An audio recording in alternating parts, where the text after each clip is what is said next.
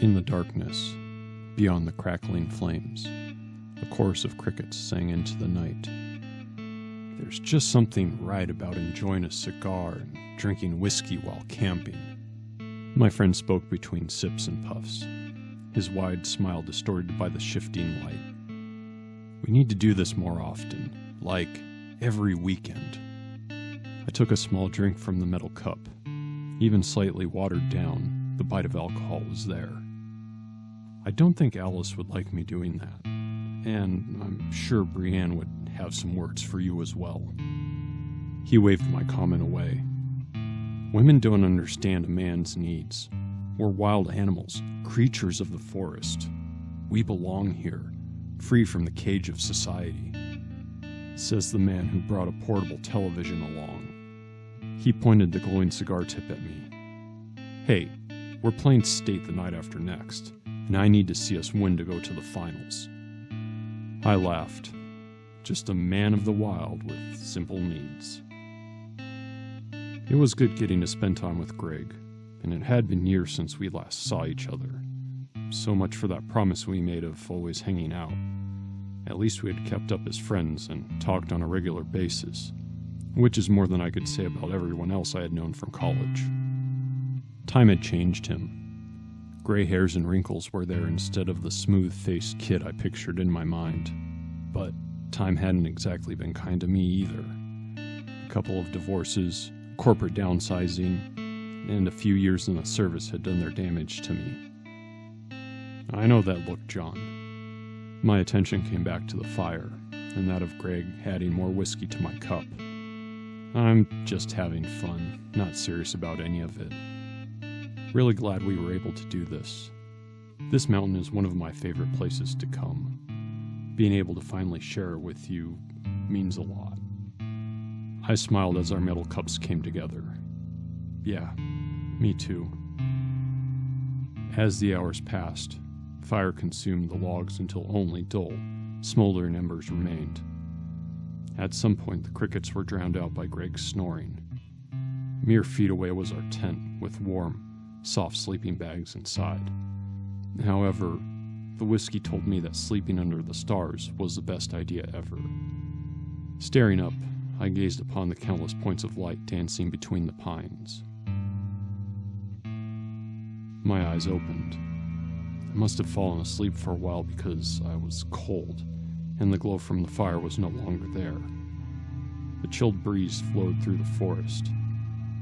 I could barely make out our surroundings, with the only light coming from the stars. Still, it was enough to create vague outlines. Greg was passed out on the other side of what had been the fire. The blanket he had been sitting on now pulled around his shoulders. The wind shifted, intensifying as it rushed through the pine needles. On the back of my neck, each hair stood. At first I thought it was the cold, but soon realized it was something else. Aside from the wind, there was no other sound. No crickets or birds. No frogs croaking. Every other noise had fallen silent. And I began thinking of camping trips I had taken with my father. Like any kid, I was scared of the dark. He always reassured me there wasn't anything to be scared of. But Dad, what if something's out there? My father gave a light chuckle as he opened another beer. Relax, kiddo. You hear that? The birds, all those crickets chirping and whatnot? I nodded, tiny heart pounding in my ears and chest. That means we're okay. If there's a bear or mountain lion close by, all of them go quiet. They sense the danger. My eyes widen as my heart beat even faster. There's bears here? They're more scared of us than we are of them. Man is top dog, and they sure as heck don't want to mess with me. He opened the flap of his vest to reveal the handle of a large revolver. And your dad's going to make sure nothing happens to you. Moving only my eyes, I searched the tree line around the camp. As they shifted, the swaying branches looked like the outline of some creature. Something slowly circling. watching. The wind shifted again. I swore I could smell the faint whiff of an unwashed body. Greg rolled over, still asleep, his blanket sliding to the ground. That's either him or me.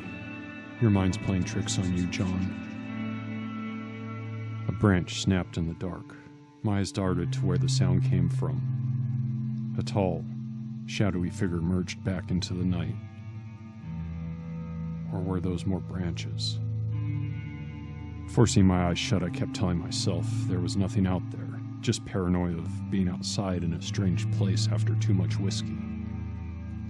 As the chirping insects and frogs came back, my mind eased, and I slowly drifted back to sleep.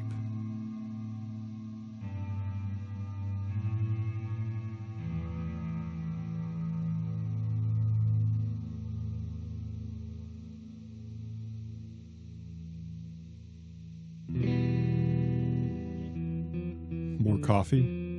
Greg nodded, eyes sagging and blurry, holding out his cup. Steam rolled off the dark, brown surface, illuminated by beams of pale light breaking through the trees. Birds sang cheerfully in the chilled, dew-heavy air. I wasn't a morning person, but waking up outdoors was different. It actually felt good to start the day. None of that dread when the alarm goes off, and you need to mentally prepare yourself to sit behind a desk for 8 or more hours. I had the wildest dream last night. Greg spoke between sips. A deer or elk or something like that was standing in front of me. I shrugged my shoulders. That's not so weird. Probably your mind realizing we're out in the woods and creating something of it. He shook his head, frowning. No, when I say standing, I mean standing like a person, on its back legs. Then it started talking to me, but it was Dave's voice. He kept saying he needed help, that I needed to follow him into the forest. A chill ran through my body. Dave's not here, man. He's been gone for a while. I know. That's what makes it weird. I miss him, but I've never had a dream about him. My body shuddered as I took a drink of coffee. They never did find him, did they? Greg shook his head, face turning down as he recalled our friend. Only his car and campsite. He just vanished. Whenever I'm camping up here, there's that hope in the back of my mind that I'll find him. Turn the corner of a trail and there he is, wearing animal skins with a beard grown past his waist. Not knowing what to say, I took another drink. When my father passed, months had gone by when I hardly thought of him. Then suddenly for a few weeks, I dreamt of him almost every night. I made a motion with my mug, realizing the silence had become uncomfortably drawn out. Everyone processes grief different. He swirled his mug, giving a slow nod. Yeah, I suppose so. But why was he a deer? And why were his eyes glowing? I looked at Greg. Glowing? He nodded, both hands clutching the mug. Like red or orange. All around us, the birds continued their morning serenade. Greg ran a hand through his hair, then over his face. It was so weird. I can't shake the feeling it gave me. I finished my coffee in one long drink. Well, lucky for you, we've got a busy day of fishing ahead of us. He gave a smile, the carefree student coming out again. Remember last time, when your line snagged but you wouldn't cut because that was your lucky lure on there? And I smiled. Still have it, and it's going to work this time too. I can feel it. After a satisfyingly greasy meal of bacon and eggs, both of us took a game trail to the lake. Down here, the mist was heavy, rolling slowly across the surface, completely different from the clear air of our camp. Yesterday when we arrived, both of us carried his small fishing boat to the water. That way, we didn't have to take any extra time wrestling it over the roots and rocks of the trail. After loading our gear and cooler, we pushed it into the water, doing our best not to soak our feet in the cold mountain lake. Rowing further from the shore, the gray haze enveloped us, obscuring details of the pine and oak standing around the water's edge. Rather than a vibrant, green forest, it was muted, dull and lifeless, calm, but not in a relaxing way. And there was something odd about all of it that I couldn't put my finger on. I looked at Greg, considering for a moment about asking if he wanted to bail and head back. Without smiling, he reached into his tackle box, selecting and baiting a hook, then cast his line. He's right. We came here to fish and enjoy ourselves. Opening my box, I shivered, wishing I had brought a coat along. Greg gave a grunt of frustration as he cast again. They're biting, but not hooking. These are some crafty SOBs. My lucky lure broke the surface, sending ripples across the otherwise still water. No rush. We've got all day. The unmistakable opening of a beer can came from beside me. Cocktail? I smiled. You bet. Just like with Greg, several fish nibbled the line, but none would stay. Setting down the empty can, I reached into the cooler for another. I think you need to recharge your lucky lure. I gave the beer I just grabbed a gentle shake. What do you think I'm doing? He gave a flat smile, casting towards the middle of the lake. The fog never lifted as the day went, only brightening, then fading as the unseen sun traveled the sky. Once in a while, we were able to reel in a catch, but nothing spectacular. Enough to provide a decent dinner. Look at that. Greg nodded towards the shore away from us. In the undergrowth, I could just make out the head and chest of the large elk, its coat either molting or patchy. Partway up its rack, one of the antlers had broken. He's seen some stuff. Looking towards Greg, I saw his face had drained of color. What's wrong? His mouth moved several times, just like the fish we had caught. In my dream, the deer had a broken antler, just like that. With a loud snort, the elk turned and walked away in a clumsy, uneven gait. I'm sure it's just a coincidence. I wrapped an arm around Greg's shoulder, giving him a quick shake. Maybe you're filling in the blanks. You had a dream about an elk, and now you see one, so of course it's the same. A shaky, half-full can of beer went to his mouth. Yeah, that's gotta be it. I gave him another shake. Come on, let's pack up and head back. Dinner will help both of us. With a slow, silent nod, he began putting his gear away. By the time we returned to camp, the last bits of daylight were filtering through the trees. Once the fire was going and fish prepared to cook, night had taken over. When we had finished eating, Greg pulled an ember from the fire and held it to the end of his cigar, rolling it between his fingers to make sure it burned evenly. Why don't you just use a lighter? He took several long puffs before speaking. A friend of my dad did this whenever he came camping with us. Something about it not ruining the flavor. I just thought it was cool and have done it ever since. I opened the bottle of whiskey as I laughed, pouring a shot into my cup, then adding a bit of water. As the night went on, everything became increasingly blurry as the alcohol took hold. All right. With a final drink, I stood. I'm heading into the tent.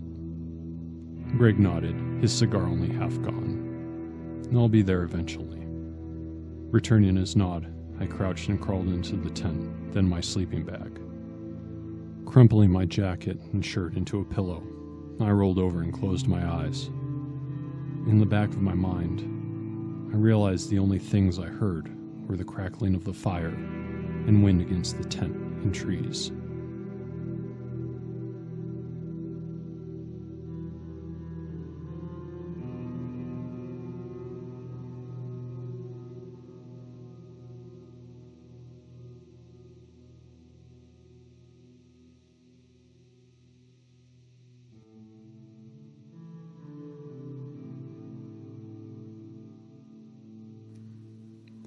dull pain throbbed throughout my head as I opened my eyes. Unzipping the dew-covered flap, I saw a thick fog covering the campsite, while what remained of the fire still smoldered. Going to the truck, I popped a couple pain relievers to get rid of the ache. Where's Greg? I realized he hadn't been sleeping in his bag, and he wasn't anywhere outside that I could see either. Probably just went to the bathroom, I thought. Striking a match, I lit the stove to make coffee in order to get going. Soon the boiling water went into the grounds, churning them to create a light tan froth on top. Pressing the plunger down, I poured myself a cup. Must have been more than a wake-up number 1, I muttered to myself. After finishing the first cup, I drank the remainder. I'd just make another pot if he wanted some. Several minutes passed. Then an hour. Then 2, and still no sign of Greg. Something's not right. The blanket Greg had been sitting on didn't look as if he had slept on it at all. The corners were still stretched out for the most part, his metal cup placed just off the edge in the dirt, and there was still quite a bit of watered-down whiskey left, almost half a cup, with several bugs and an ant floating on the surface. "Hey, Greg," I shouted. "Where are you, man?" Around me, the mist swallowed my calls, returning silence. Grabbing a pen and scrap of paper, I wrote a quick note. "Going down to the lake to try and find you. Stay here if you get back before me. John." From all around, the fog pressed in, shrinking the world to just a few feet. The game trail down to the lake was tricky, even in good conditions. Large rocks and tree roots crossing the worn path appeared from nowhere. Several times I stumbled, but was able to catch myself from falling. In the distance, an animal cried out. A guttural, primal sound that echoed in the unseen. My pulse quickened, increasingly aware that I was alone. My feet sped up, moving faster, but still being careful not to trip. Without warning, the trail flattened. Even though I couldn't see it, I knew I'd reached the lake. Walking down, a break in the fog appeared, revealing the water and opposite shoreline. Nothing disturbed the lake's surface, a calm, unbroken reflection of the gray around it. "Greg, are you here?" Silence was the only response. My body began shaking uncontrollably when I realized just how quiet it was right now. No birds or insects, no frogs, not even the wind stirred. Looking at the beach, I could make out our footprints around Greg's boat from the day before. A haphazard mess from casting off, then pulling the craft back onto land. But there was another set of prints with them. Hoof marks, but not quite right. They were deformed and smearing the mud as though they had been unnaturally dragged. And they started in the brush down the shore, circling around the boat before cutting through the middle of our prints, then leading away towards the game path, disappearing as the soil became rocky and dry.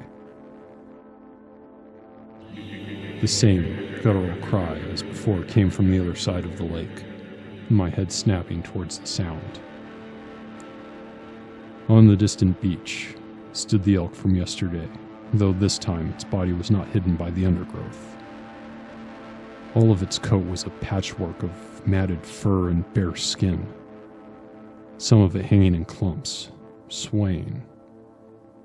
The elk let out another loud bellow, rattling the part of my brain that made me want to run and hide in order to survive. Jets of warm breath shot from its nose as it stood on its hind legs, staring at me. Nothing about it looked right. The bulk of the animal was supported by two thin legs, its forearms hanging to the side. What was worse was how human it looked. With another bellow, it slogged through the mud and sand on its back feet, disappearing into the trees. and as soon as it vanished, I started running up the trail, tripping over every rock and root I'd been so careful to avoid on the way down. When I reached the camp, I was panting, out of breath, my heart beating fast and heavy in my ears. Fumbling in my pockets, I pulled out the keys to the truck and got in, locking the doors immediately. Tucked under the windshield wiper was the note I had left behind for Greg. Damn it! I cursed at myself more than anything. He was still out there, somewhere. It was at least 2 hours to the ranger station. I couldn't leave him alone with whatever the hell that thing was. My hands were shaking so badly, I wouldn't have been able to drive anyways. The fog never lifted. There wasn't even a clue that the sun was moving.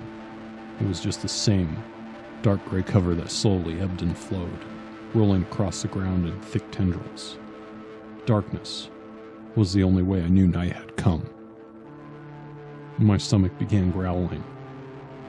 All I'd had were the 2 cups of coffee this morning. Everything we brought to eat was locked in the cooler, outside the truck. Muttering another curse, I tucked the keys in my pocket and stepped out. Last night had been cool but comfortable, as had been the night before. Now, it was cold. A damp chill that soaked into the body, stealing every bit of warmth. By the time I reached the cooler, my hands were already numb and burning. Without being able to feel much, I struggled to open the latch, finally getting the damn thing after what felt like an hour. Grabbing some dried sausage, cheese, and bread, I ran back to the truck, again locking the doors as soon as I was in. With a knife, I sliced a bit of the sausage and cheese, rolling it inside a chunk of bread I'd torn off. Fortunately, there were a few bottles of water in the cab, so I had enough to drink. And I didn't eat much. No reason to make myself sick. And I wanted to be sure there was some left for Greg and I'd have on our way back. You aren't coming back, are you? The realization hit as I swallowed the last mouthful. Something had happened to him, and I had spent the entire day sitting and waiting for him to show up. Furious with myself, I started the truck, letting it warm up a bit. Turning on the lights blinded me for a moment after being in the dark for so long. Once my eyes adjusted, I could see the tree line around the camp. Greg was crouched inside a low bush, the lower half of his body concealed by leaves and branches. Greg! I jumped from the truck, engine still idling. His eyes were wide, unfocused and bloodshot, looking towards me but not at me. John, get up.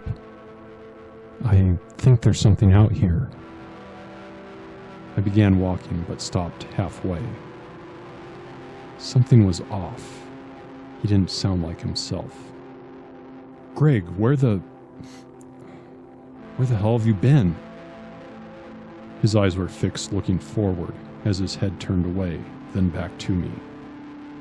I think there's something out here. I shook my head. Will you get in the damn truck? We're leaving. Now. He motioned me to come towards him, but just like his voice, the movement wasn't right. Like his body didn't remember how to move. I think there's something out here. Tears welled in my eyes. Greg, I love you. You're like my brother. But if you don't get in the truck, I'm leaving without you. He motioned for me to come to him again. I took half a step back without even realizing. That elk you saw wasn't a dream. I saw it at the lake when I was looking for you. The damn thing stood and walked like a person. I don't know what the hell it is, but it's not an elk. Get in the truck. We're leaving. Now. Its face twitched. John, get up. I think there's something out here. Each step back I took was clumsy, slow. It wasn't just that he was saying the same thing over and over. It was exactly the same. like he had been recorded and was being played back. His voice wasn't right. His movements weren't right. Whatever was there, trying to lure me into the dark, wasn't Greg. For the first time, its eyes moved, hesitantly jerking as they focused on me. As they narrowed, purple lips slowly peeled into a too-wide, toothy grin. John, get up. John, get up. John, get up. John, get up. Every repetition of the phrase grew more distorted, less human. I think there's something out here. There's something out here. Out here. Out here. Here. Here. Here. John. A low oscillating growl came from between the widening smile that revealed sharp, flesh-ripping teeth. For a moment, its eyes glowed a deep, fiery auburn. As I turned to run the final few steps to the truck, the creature unhinged its jaw, bellowed. That same, otherworldly noise I had heard going down the trail. The same scream the elk had made. Slamming the door, I put it in reverse and floored it, not bothering to look behind me. Whatever the creature was, it rose from the bush, fully illuminated by the truck's lights. Shreds of blood-soaked clothing clung to the bruised body. Deep cuts crossed the exposed skin, matching where the cloth had been torn. One leg was bent at odd angles, dragging along the ground as it shambled towards me. Eyes glowing as it screamed, displaying all of its gleaming, knife-like teeth. I kept driving backwards, my focus darting to either side of the creature wearing Greg's skin, looking to escape. When I saw the road, I slammed the shifter into drive as the transmission ground in protest. Gas pedals stomped to the floor, the back tires spun, desperate for traction as the creature closed in. Finally, they caught, shooting the truck forward while the forest closed around me.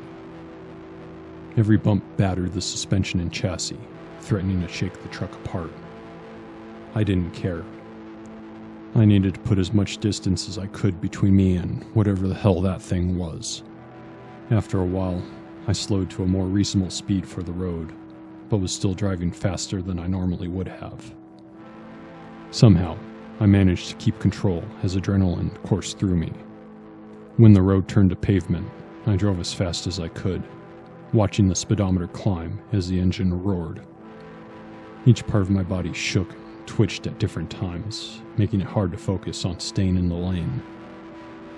The image of the snarling creature wearing Greg's flesh made it nearly impossible. Tears began running down my face. Pulling up to the ranger station, I was relieved to see the lights still on and someone inside. Drying my eyes as best I could, I ran in, shaking. I need help. Something happened to my friend.